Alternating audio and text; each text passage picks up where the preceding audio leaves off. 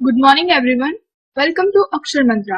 आज हम कक्षा 10 की हिंदी की स्पर्श पाठ्य पुस्तक से अंतोन चेखव द्वारा लिखा गया पाठ गिरगिट को पढ़ने जा रहे हैं। तो आइए लेखक के जीवन परिचय से शुरुआत करते हैं। अंतोन चेखव का जन्म 1860 में हुआ था और इनकी मृत्यु 1904 में हुई।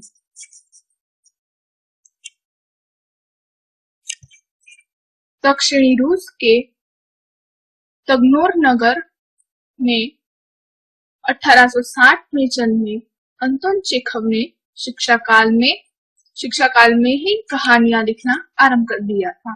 19वीं सदी का 9वां दशक रूस के लिए एक कठिन समय था।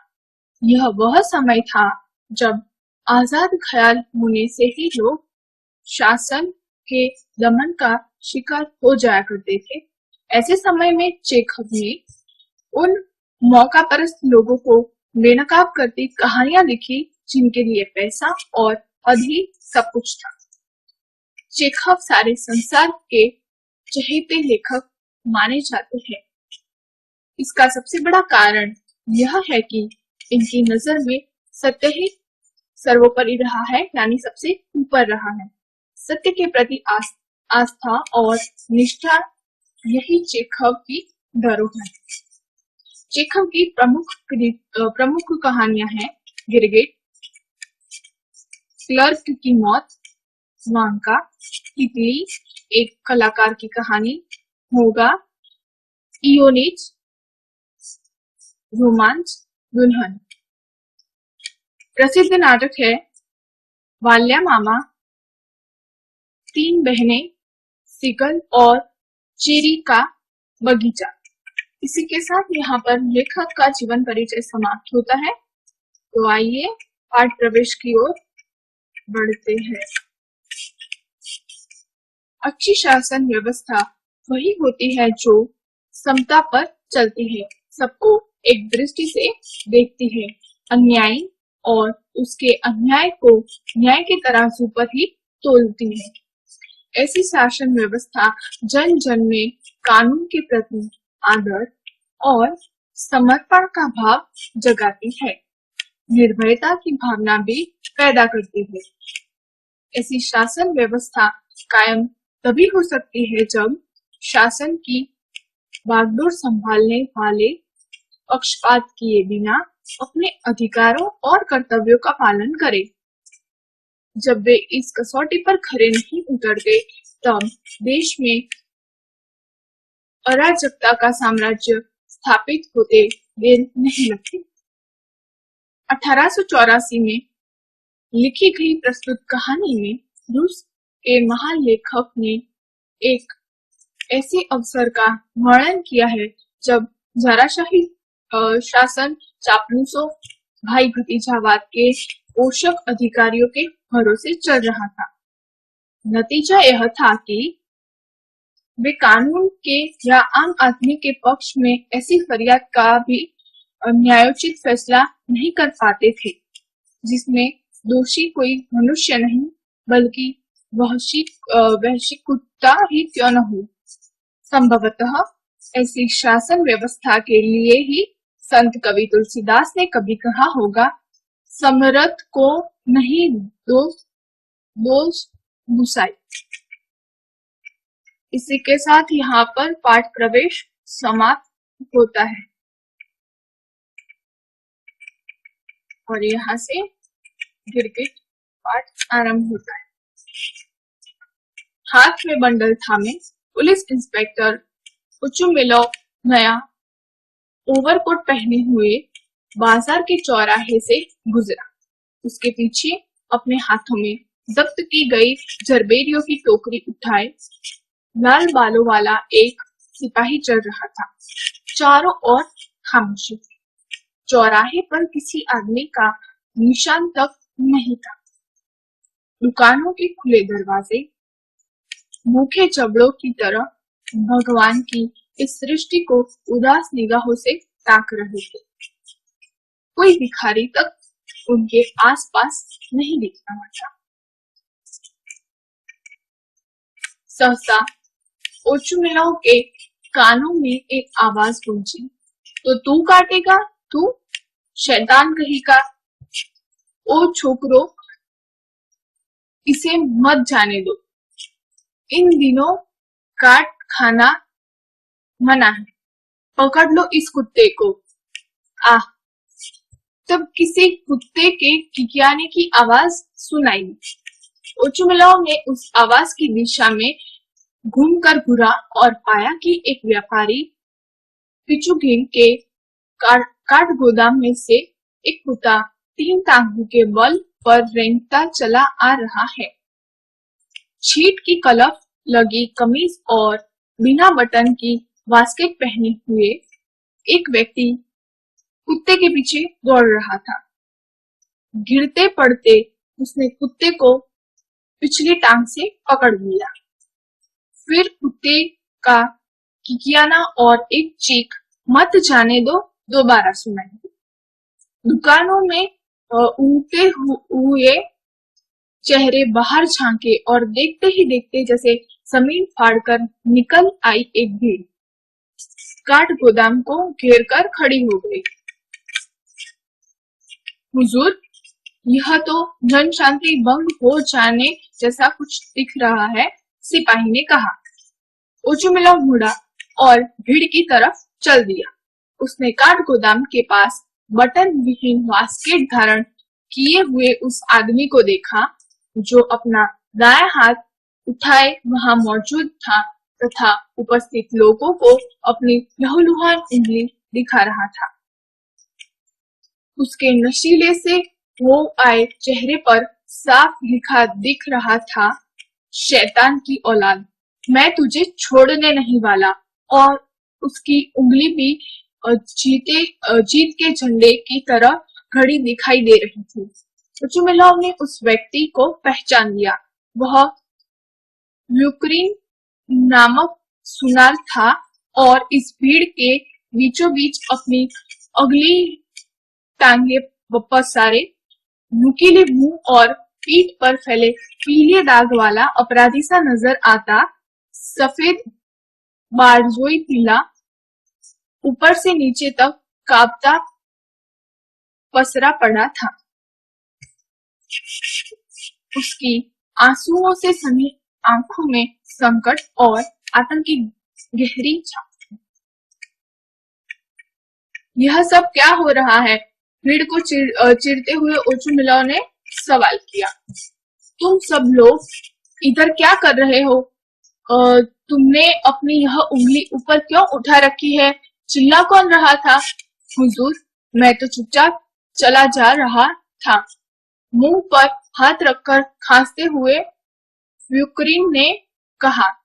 मुझे मित्री से लकड़ी लेकर कुछ काम निपटाना था। तब अचानक इस कमबख्त के अकारण मेरी उंगली काट खाई। माफ करे, आप तो जानते हैं मैं ठहरा एक कामकाजी आदमी। मेरा काम भी एकदम पेचीदा किस्म का है, यानी बहुत उलझा हुआ। मुझे लग रहा है 1 हफ्ते तक मेरी यह उंगली अब काम करने लायक नहीं हो पाएगी। तो हुजूर, मेरी गुजारिश है कि इसके मालिकों से मुझे हर्जाना तो दिलवाया जाए। यह तो किसी कानून में नहीं लिखा है हुजूर कि आदमखोर जानवर हमें काट खाए और हम उन्हें बर्दाश्त करते रहे। अगर हर कोई इस तरह काट खाना शुरू कर दे तो यह जिंदगी तो नर्क हो जाए। ठीक है। ओचुमिलाओ ने अपना गला खंगालते और अपनी त्योरियां चढ़ाते हुए कहा। ठीक है, यह तो बताओ कि यह कुत्ता किसका है? मैं इस मामले को छोड़ने वाला नहीं हूँ। कुत्तों को इस तरह आवारा छोड़ देने का मजा मैं इन मालिकों को चखा कर रहूंगा जो कानून का पालन नहीं करते। अब उन लोगों से निपटने का वक्त आ गया है। उस बदमाश आदमी को मैं इतना जुर्माना ठोकूंगा ताकि उसे इल्म हो जाए कि कुत्तों और जानवरों को इस तरह आवारा छोड़ देने का क्या नतीजा होता है। मैं उसे ठीक करके रहूंगा। तब सिपाही की तरफ मुड़कर उसने अपनी बात जारी रखी। यिल्दिरिन, पता लगाओ यह पिल्ला किसका है और इसकी पूरी रिपोर्ट तैयार करो। इस कुत्ते को बिना देरी किए खत्म कर दिया जाए। शायद यह पागल हो। मैं पूछ रहा हूँ, आखिर यह किसका कुत्ता है? मेरे ख्याल से यह जनरल जिगालोव का है। भीड़ से एक आवाज उभर कर आई। जनरल जिगालोव, हूँ यिल्दिरिन, मेरा कोट उतरवाने में मेरी मदद करो। उफ, आज कितनी गर्मी है। लग रहा है बारिश होकर रहेगी। वही विक्रिन की तरफ मुड़ा। एक बात मेरी समझ में नहीं आती, आखिर इसने तुम्हें कैसे काट खाया? यह तुम्हारी उंगली तक पहुंचा कैसे? तू इतना लंबा तगड़ा आदमी और यह रत्ती भर का जानवर। जरूर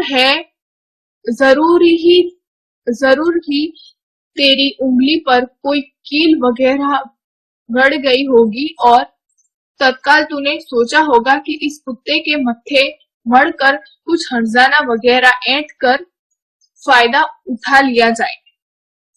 मैं तेरे जैसे शैतान लोगों को अच्छी तरह समझता हूँ।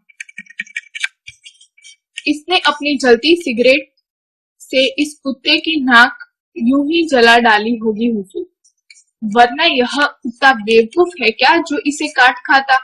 यिल्दिरिन ने कहा, हुजूर, मैं जानता हूँ यह हुक्रिन हमेशा कोई न कोई शरारत करता रहता है। अबे, तूने मुझे ऐसा करते जब देखा ही नहीं तो झूठ मूठ में सब क्यों बके जा रहा है? हुजूर तो खुद बुद्धिमान आदमी है और बखूबी जानते हैं कि कौन सच बोल रहा है और कौन झूठ। यदि मैं झूठ बोलता पाया जाऊं तो मुझ पर अदालत में मुकदमा ठोक दो। कानून सम्मत तो यही है कि सब लोग अब बराबर हैं। मैं, यदि आप चाहे तो यह भी बता दूं कि मेरा एक भाई भी पुलिस में है। बकवास बंद करो। नहीं, यह जनरल साहब का कुत्ता नहीं है, सिपाही ने गंभीरतापूर्वक टिप्पणी की। जनरल साहब के पास ऐसा कोई कुत्ता नहीं है। उनके तो सभी कुत्ते पॉन्टर है। तुम विश्वास से कह रहे हो? एकदम हुजूर, तुम सही कहते हो। जनरल साहब के सभी कुत्ते महंगे और अच्छी नस्ल के हैं। और यह, जरा इस पर नजर तो दौड़ाओ, कितना भद्दा और मरियल सा पिल्ला है। कोई सभ्य आदमी ऐसा कुत्ता काहे को पालेगा? तुम लोगों का दिमाग खराब तो नहीं हो गया है? यदि इस तरह का कुत्ता मॉस्को या पिट्सबर्ग में दिख जाता तो मालूम हो उसका क्या हश्र होता। तब कानून की परवाह किए बगैर इसकी छुट्टी कर दी जाती। तुझे इसने काट खाया तो प्यारे, एक बात गांठ बांध ले, इसे ऐसे मत छोड़ देना। इसे हर हालात में मजा चखवाया जाना जरूरी है। ऐसे वक्त में शायद यह जनरल साहब का ही कुत्ता है, गंभीरता से सोचते हुए सिपाही ने कहा। इसे देख लेने भर से तो नहीं कहा जा सकता कि यह उनका नहीं है। कल ही मैंने बिल्कुल इसी की तरह का एक कुत्ता उनके आंगन में देखा था। हाँ, यह जनरल साहब का ही तो है। भीड़ में से एक आवाज उभर आई। यिल्दिरिन, मेरा कोट पहन लेने में जरा मेरी मदद करो। मुझे इस हवा से ठंड लगने लगी है। इस कुत्ते को जनरल साहब के पास ले जाओ और पता लगाओ कि क्या यह उन्हीं का तो नहीं है। उनसे कहना कि यह मुझे मिला और मैंने इसे वापस उनके पास भेजा है, और उनसे यह भी विनती करना कि वे इस गली में गली में चले आने से रोके। लगता है कि यह काफी महंगा प्राणी है, और यदि हाँ, हर गुंडा बदमाश इसके नाक में जलती सिगरेट घुसेड़ने लगे तो यह तबाही हो जाएगा।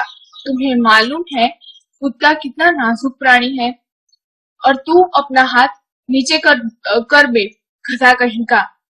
अपनी इस भद्दी उंगली को दिखाना बंद कर। यह सब तेरी अपनी गलती है। उधर देखो, जनरल साहब का बावर्ची आ रहा है, जरा उससे पता लगाते हैं। ओ प्रोखोर, इधर आना भाई, इस कुत्ते को तो पहचानो। क्या यह तुम्हारे यहाँ का है? एक बार फिर से तो कहो। इस तरह का पिल्ला तो हमने कई जिंदगियों में नहीं देखा होगा। अब अधिक छांचने की जरूरत नहीं है, उचुमिलोव ने कहा। यह आवारा कुत्ता है, इसके बारे में इधर खड़े होकर चर्चा करने की जरूरत नहीं है। मैं तुमसे पहले ही कह चुका हूँ कि यह आवारा है तो है, इसे मार डालो और सारा किस्सा खत्म। यह हमारा नहीं है, प्रोखोर ने आगे कहा। यह तो जनरल साहब के भाई का है, जो थोड़ी देर पहले इधर पधारे हैं। अपने जनरल साहब को बारजोयस नस्ल के कुत्तों में कोई दिलचस्पी नहीं है, पर उनके भाई को यही नस्ल पसंद है। क्या जनरल साहब के भाई साहब पधार चुके हैं? व्लादिमीर इवानिच आह्लाद से सन आए अपने चेहरे को समेटते हुए उचुमिलोव ने हैरानी के भाव प्रदर्शन के साथ कहा, कितना अद्भुत संयोग रहा, और मुझे मालूम तक नहीं। अभी कुछ दिन रुकेंगे? हाँ, यही सही। तनिक सोचो, वे अपने भाई साहब से मिलने पधारे हैं और मैं इतना भी नहीं जानता, तो यह उनका कुत्ता है। बहुत खुशी हुई, इसे ले जाइए। यह तो एक अति सुंदर डॉगी है। यह इसकी उंगली पर झपट पड़ा था। हाँ, बस, अब कांपना बंद कर भाई। गर नन्हा सा शैतान गुस्से में है। बहुत खूबसूरत पिल्ला है। प्रोखोर कुत्ते को संभाल कर काठगोदाम से बाहर चला गया। भीड़ फ्यूकरिंग की हालत पर हंसती। मैं तुझे अभी ठीक करता हूँ, उचुमिलोव ने उसे धमकाया और अपने लंबे चोगे को शरीर पर डालता हुआ बाजार के उस चौराहे को काटकर अपने रास्ते पर चला गया। और इसी के साथ ये पाठ यहीं पर समाप्त होता है। धन्यवाद।